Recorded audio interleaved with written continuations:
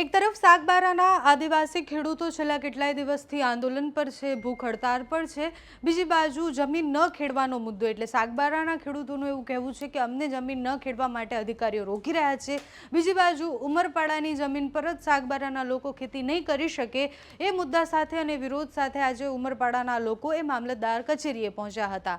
આવેદનપત્ર આપવા માટે એક રેલીનું આયોજન કરવામાં આવ્યું હતું। ઉમરપાડાના લોકો, ઉમરપાડાના આદિવાસીઓ જે છે એ બધા જ એક રેલી કરી અને મામલતદાર કચેરીએ પહોંચ્યા। જંગલ બચાવો અભિયાન એનું નામ આપવામાં આવ્યું છે અને ઉમરપાડા અને સાગબારાની બબાલ એ વર્ષો જૂની છે। એટલે હું જ્યારે ત્યાં ગ્રાઉન્ડ પર ગઈ તો મને ખબર પડી કે 2007માં પણ વન વિભાગ સાથે ઉમરપાડા અને ખેડૂતોની બબાલ થઈ હતી। એના પછી એક કેસ જેમાં એક દીકરીને મારી નાખવામાં આવે છે, એ કેસ પછી સાગબારા અને ઉમરપાડા વચ્ચેની બબાલ થઈ અને પછી આ આખો મુદ્દો જે છે એ જમીન ખેડવા સુધી અને એ ગ્રામ સભામાંથી ઠરાવ પસાર કરવા સુધી પહોંચ્યો। આ બધી જ બબાલો પછી હવે ઉમરપાડાના ખેડૂતો એ સાગબારાના ખેડૂતોનો વિરોધ કરી અને આજે મામલતદાર કચેરીએ પહોંચ્યા છે।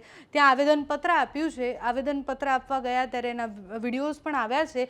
તો ઉમરપાડાના ખેડૂત શું કહી રહ્યા છે, મામલતદાર કચેરીએ જ્યારે આવેદનપત્ર આપવા માટે ગયા ત્યારે શું થયું તેના પર કરીએ નજર।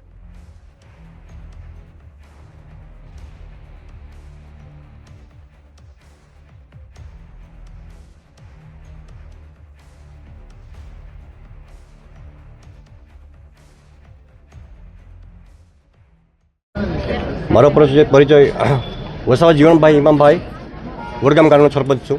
કેમ આજે રેલી કાઢવી પડી, આવેદનપત્ર આપવા પડ્યા? આવેદનપત્રો એટલા માટે આપવામાં આવ્યો કે મીડિયામાં ઘણા સમયથી સાગબારાના લોકો દ્વારા જે ધરણા કરીને ખોટા પુરાવાનો સરકારને ગેરમાર્ગે દોરવા માટે જે કાર્ય કરી રહેલા છે અને જે અમારા વિસ્તારના લોકોને એ લોકો ધમકાવે છે તે બાબતે અને એ લોકોના વિસ્તારમાં મહેસૂલની જમીન એ લોકો ધરાવે છે અને એ લોકોનો ઘણા વર્ષ પહેલાં એ લોકોના ત્યાં ખૂબ મોટો જંગલ હતો। એ જંગલ પૂરું કરીને આ 12 જેટલા ગામ છે સાગબારામાં, આખું સાગબારા નહીં મળે પણ 12 જેટલા ગામ છે, આ લોકોનો આ જમીન પચાવી પાડવાનો જ કાવતરા કરે છે। તો એ લોકો અમારા જંગલમાં નહીં આવે। આ જંગલ અમારા ઉમરપાડાનો છે અને આ અમારા ઉમરપાડા જંગલના ગૌણ પેદાશ માટે અમારા તમામ આદિવાસી સમાજો ભેગા થઈ આવેદનપત્ર આપવા માટે આવેલા છે। હું આર.કે. ચૌધરી, મામલતદાર અને એક્ઝિક્યુટિવ મેજિસ્ટ્રેટ ઉમરપાડા। શા માટે લોકો આવ્યા હતા, શું રજૂઆત હતી?